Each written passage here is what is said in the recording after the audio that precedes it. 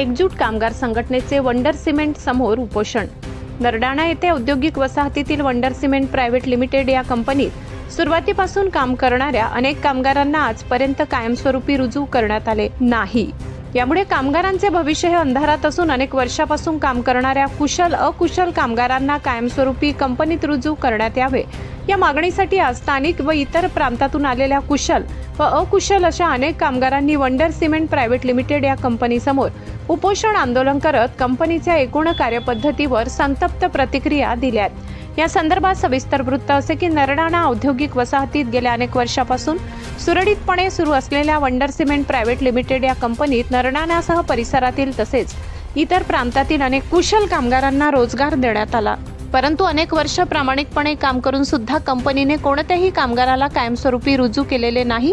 त्यामुळे अशा अनेक कामगारांना कायमस्वरूपी कामगाराचे कोणतेही लाभ मिळालेले नाहीत। या संदर्भात उपोषणकर्त्यांनी अनेकदा कंपनीला लेखी पत्र देऊन तसेच कंपनीच्या अधिकाऱ्यांना प्रत्यक्ष भेटून आपली ही मागणी गेल्या अनेक वर्षापासून रेटून धरली, तरी सुद्धा कंपनीकडून कामगारांना कोणतेही ठोस आश्वासन देण्यात आले नाही।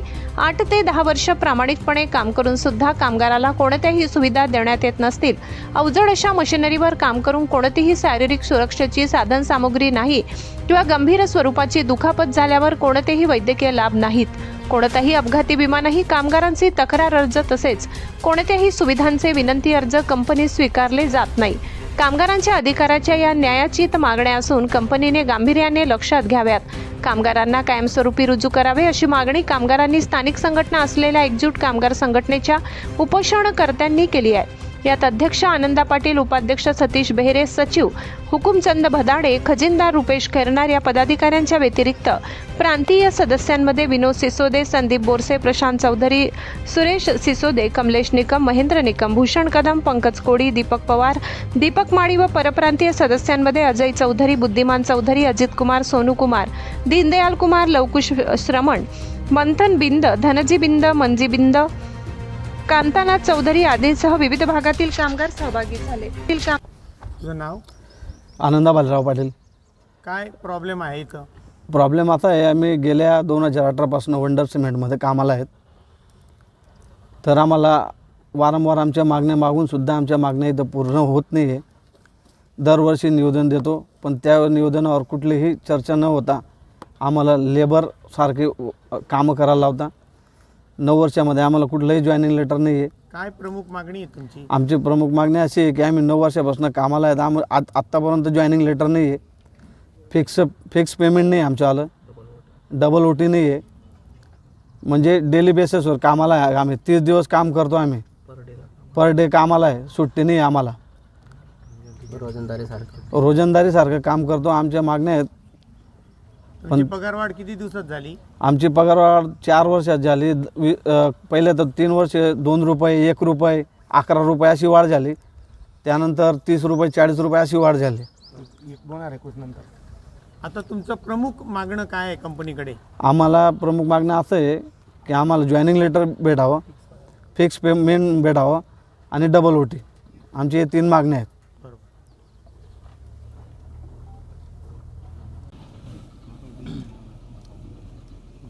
बोला, तुमचं नाव? नमस्कार, माझे नाव रुपेश एकनाथ खैरनार। मी वंडर सिमेंटमध्ये 7 वर्षापासून कामाला आहे। माझी ITI मशीनिस्ट ट्रेड झालेला आहे। मी ITI झालेला असून मला इथं हेल्परमध्ये 7 वर्षापासून काम करतो आहे।